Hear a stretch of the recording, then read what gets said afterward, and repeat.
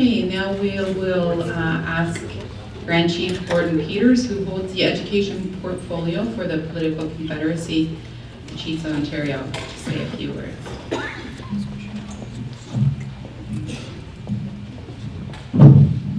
Thank you, Julia. Good morning, everyone. I want to thank the Elder for the opening this morning and for the smudge that was provided, and it's a reminder of that we also have obligations, each one of us, to be able to call upon our ancestors and to acknowledge our relatives for that work that gets done. To remind each other that we have a lot of help. We have a lot of help out there, and that all we need to do is begin to call upon that help to be able to do the things that we want to be able to do, and not get sidetracked by what happens within the government. I wonder about these things all the time, because I've always wondered, like, for me, it becomes, why is it so difficult? You know, if we say that what we want to do is something right for our children, and the federal government says that they want to do something right for our children, why is it so difficult for us to be able to do that? It should be really simple. It should be straightforward.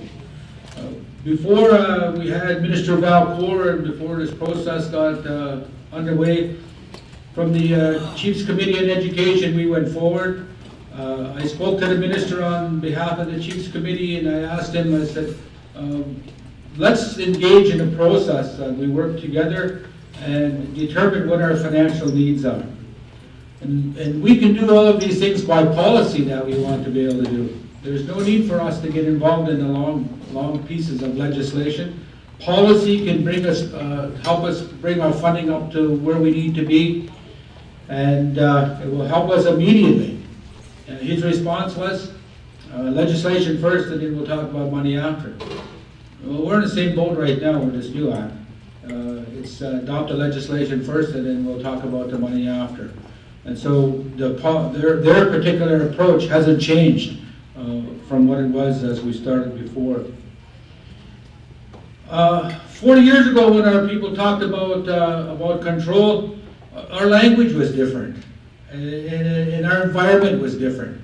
Because shortly after that, when they were talking about control, when we went to the First Ministers conferences, and we used the word sovereignty, we were told outright by the government, you can't use those words.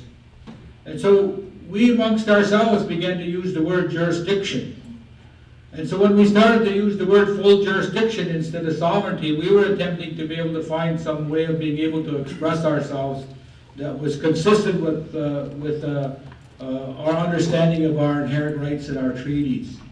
And so our ancestors, when they talked about control, they were talking about jurisdiction. They were talking about taking control, total control of our lives, not the kind of control that the government sees via its legislation. And so now we talk about self-determination.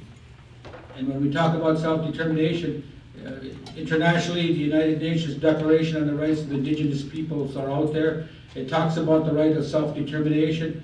And although Canada might tell you it's an aspirational document, it is not an aspirational document. It is being used by the courts right now as a way of being able to determine what certain things are going to mean and how they should be looked at by the courts. So it's no longer an aspirational document that we're trying to deal with. I think the other clarity that we need to make as we go forward is that I see in the press a lot of times people are talking about reconciliation. And we're not talking about reconciliation. We never went into any constitutional discussions with Canada to talk about reconciliation. To me, reconciliation says that we did something wrong and we have to be reconciled for that. What we're trying to do is we're trying to make Canada live up to its obligations. They have constitutional obligations, they have legal obligations, and they have moral obligations. That's what we're trying to do. So when you see people talking about reconciliation, it's not about that at all. It's about those obligations that Canada has, that they have taken on, that they need to be responsible for, and that we continue to remind them that they are responsible for. What they try to do is sidestep those responsibilities, get outside of the Indian Act, but still use 9124 as a vehicle, which is not acceptable. 9124 is still the same federal control.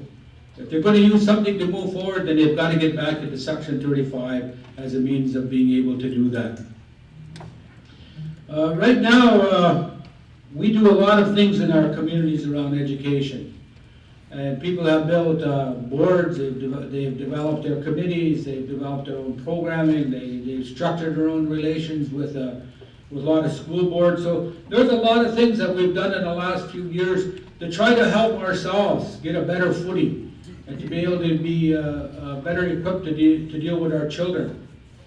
And it's so unfortunate that this act brings everything we do into this act, and then it sets out a process where the minister, then we become accountable to the minister for everything that we do. And so it takes back all of those things that we've been doing in our communities to be successful. It takes those back, it puts them in the hands of the minister, and puts them into a process where eventually at some stage, if we're not upholding those standards that the minister says we need to uphold, they can come in and reach in and they can take over our education processes. So I think that as we go forward, to me, there's some things that we're going to have to discuss and we're going to have to agree upon as we go forward. Certainly, for me, the biggest issue that I've been hammering in the press is the issue of liability. And to me, that's fundamental because, well, we're liable for all the actions that we take. In this particular draft and bill that's going forward, the federal government is not liable for the actions that it takes. And that's huge. So if they decide one day that they're not going to fund us, there's nothing we can do about it. Because under this act, if we agree with this process, we will have given them that space to be able to get out of it. And so that is a critical issue for me as we begin these discussions. Second, what Stan had provided was that we always have to have alternatives. And if you look at the media right now, the media is saying there's something wrong with us. We're disorganized, we don't know what we want, and that eventually that kind of thinking is what the federal government will use to say, we have to go ahead because they can't get their act together. That's the message that the government gives us on a regular basis. And so we need to come up with something that's going to be able to help us to be able to go back to the media and to back to the government and say, look, here's what we want. Here's what's going to work for us. And we don't have to have detail and work it out to the finest thing, but we have to be able to show that we have our own way of being able to process this that's going to support what we want to be able to do. And of course, at the end of the day, the government has to be able to go with us on this matter, because until we're able to be financially stable in our communities, until we're able to deal with our treaties, our traditional lands, our resources, and all those things that exist outside of our communities that belong to us, until we do that, this government has to be responsible for what they have done.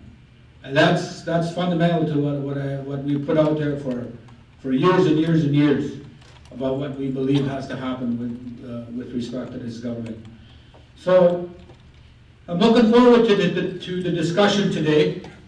I'm looking forward to being able to have the analysis go before you today as well from John and Judith.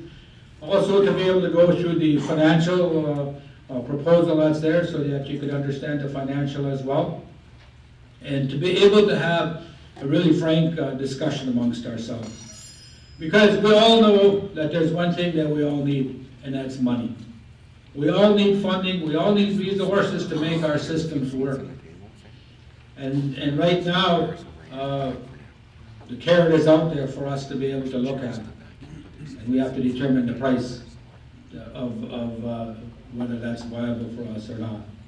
If it's not, then we've got to do something else. But that's going to be your say, that's going to be the discussion we're going to have today. And so I'm really looking forward to being able to be a part of this today and to be able to take this forward.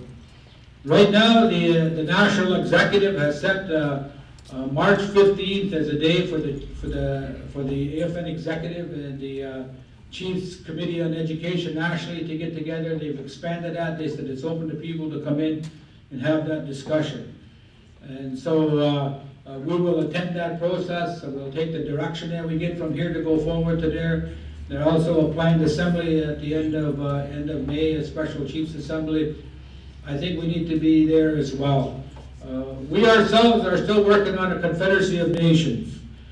We called that meeting a while back before the national chief resigned as a way of having a voice, a national debate on this matter before the bill went forward. We were going to be excluded from a national debate. And so we tried to find a way to be able to have a national debate so that your voices could be heard and so that our positioning could be taken forward. And so we're still going to try to go ahead with that. We're still making plans across the country to be able to do that for the 14th of March, of May. I even wrote, on my sent a tweet out and I said the rally was on March 14th. 24. I wanted to give you a lot of notice of what's happening, so, and to keep you in the loop. So those are the actions that we've got planned to be able to go forward, and I think it's really important for us to be able to carry out those things and to acknowledge the work that we do collectively amongst each other. It's time for us to be able to work together and to be able to move forward together. So, Nishi.